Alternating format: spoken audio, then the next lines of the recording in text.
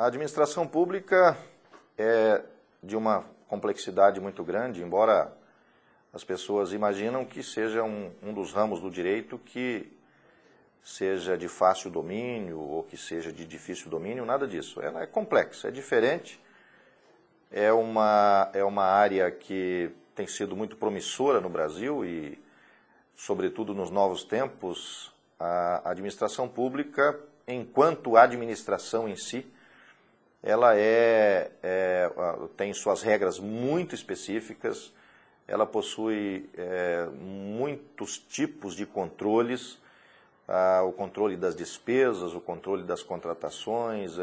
Não é como uma pessoa que tenha uma empresa. O empresário administra a sua empresa de uma forma tranquila, de uma forma espontânea, e ele toma as iniciativas. E, inclusive, o grande mestre do direito administrativo no Brasil, saudoso professor Eli Lopes de Meireles, ele dava uma definição perfeita da diferença entre a administração pública e a administração privada.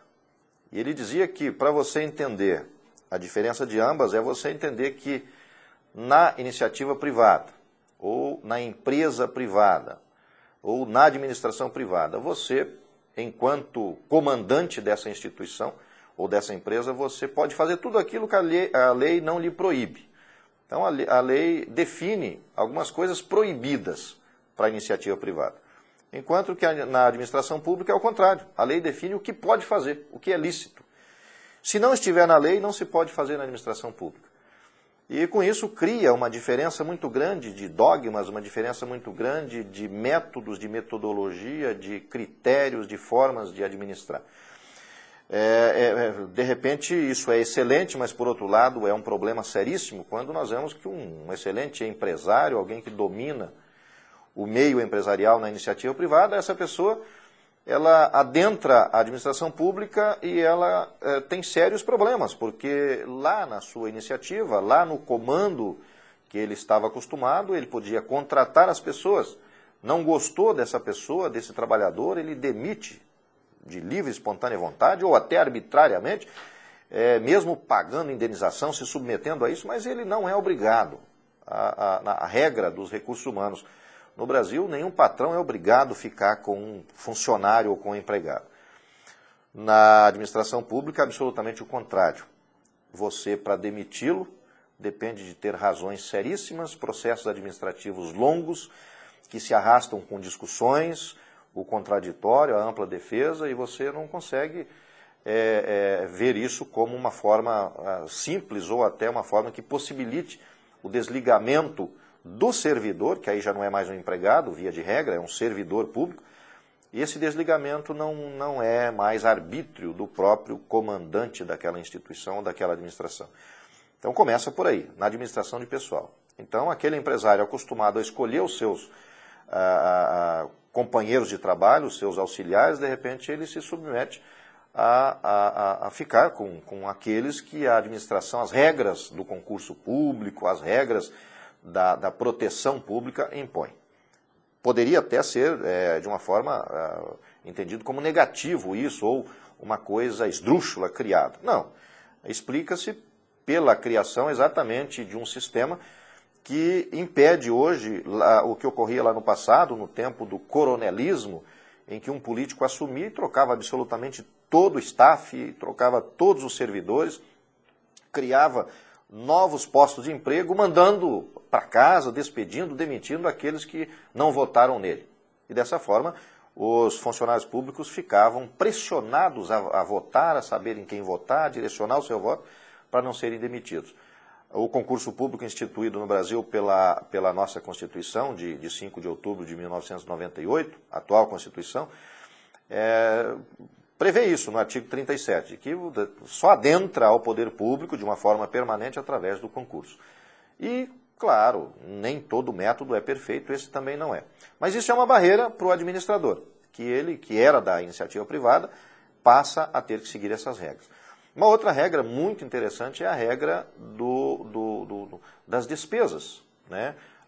Aquisições, compra de trabalhos, ou compra de serviços, compra de materiais, compra, enfim, de produtos. eles são absolutamente rigorosos na forma da contratação ou da aquisição.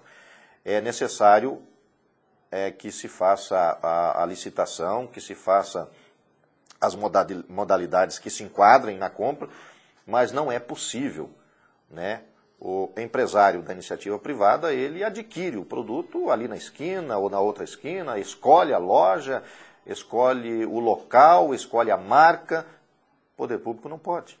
Mas por que isso? Exatamente para evitar o direcionamento, para evitar o enriquecimento de algumas pessoas ou de alguma empresa em detrimento de outras. A empresa do compadre, do mandante na administração, a empresa do parente, a empresa do conhecido, a empresa daquele que investiu na sua campanha.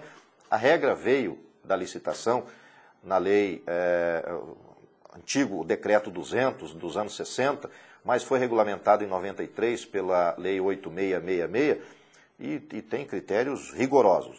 Tipo assim, você precisa de comprar alguma coisa para o poder público, para um órgão público.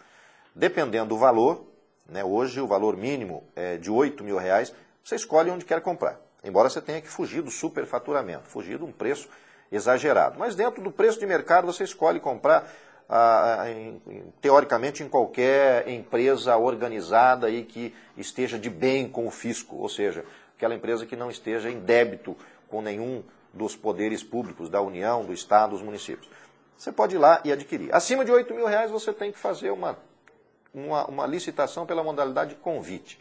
A partir daí, de R$8 a R$80.000, você vai pela modalidade de convite, que funciona assim, você convida no mínimo 3 participantes e esses participantes convidados ofertam, trazem as suas propostas e você escolhe, obviamente, aquela que melhor condições trouxer ao poder público. Geralmente, o melhor preço.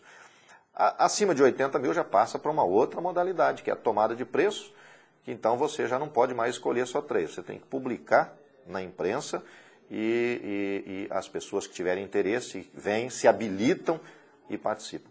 Na sequência, tem outras modalidades, como a concorrência, para coisas mais vultosas, etc, etc, etc. Então é assim, muitas regras para a administração pública, porém necessárias.